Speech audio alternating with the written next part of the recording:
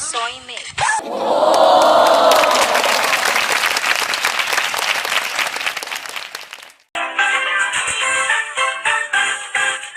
How true ang chika na meron daw di umano may kakayahang gawa ng tula ang buong klase sa grade 8 faithfulness? Totoo ba ito? Halika ating panoorin kung totoo nga ba ito.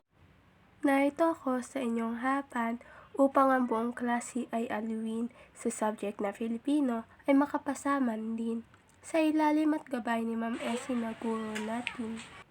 Hindi ako kasing galing kumanta tulad ni Tinay o Christina o kasing husay sumayaw gaya ni Rihanna.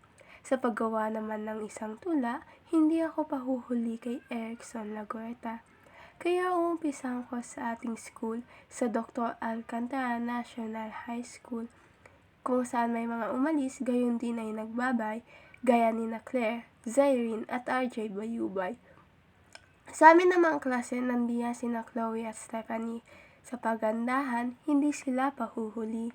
Subalit nag-iisa lamang si Shahani. Sa pagiging muse siya ang nagwagi.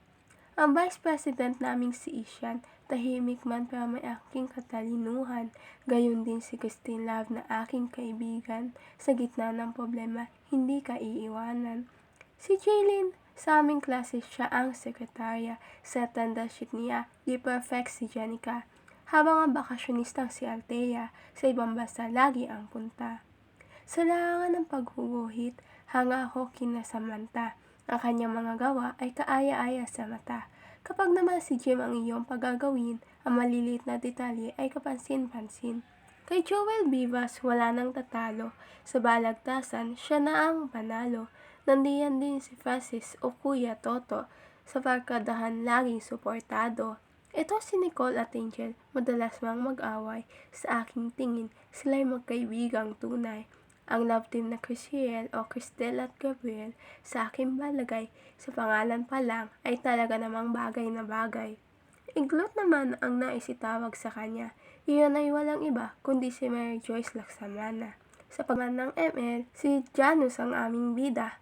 May kahingayang taglay din itong si Frederick Sarsuela at madalas sabihin ni Sir, kamukha niya si Johnson Evangelista. Yang si Eric Anday o Onyo kung amin tawagin, pilosopo man siya'y pihado ika'y patatawanin. Samantalang ang kaklase namin si Levi, trip ang matulog, yan ang aking masasabi. Ang mapangasar na si Kian at ang happy-go-lucky na si Gian. Isama natin si Matayvan, sa biruan hindi sila magpapaiwan. Dahil sa Typhoon Christine, si Manuel, nabansagan ng buong klase bilang metaol. Sa taglay na tangkad naman ni Daniel, mapagkakamalang mahusay sa larong basketball. Kaya ang tulang ito ay akin na pong mawakasan mula sa aming baitang Grade 8 Faithfulness. Ang inyong mag-aaral ay Sirlyn Grace.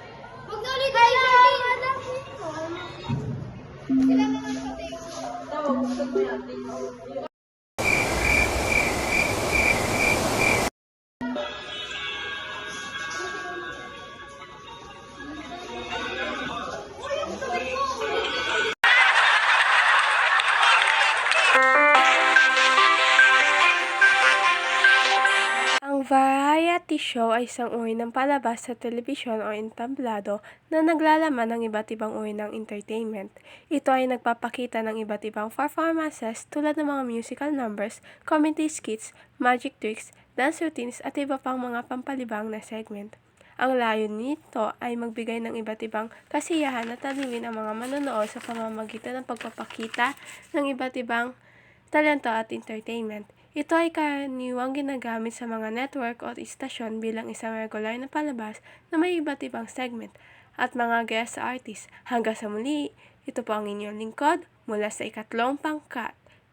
Laging tandaan, ayon kay Ka Ernie Baron, Kung walang knowledge, walang power. Bye-bye! Hanggang sa muli, mga kapatid.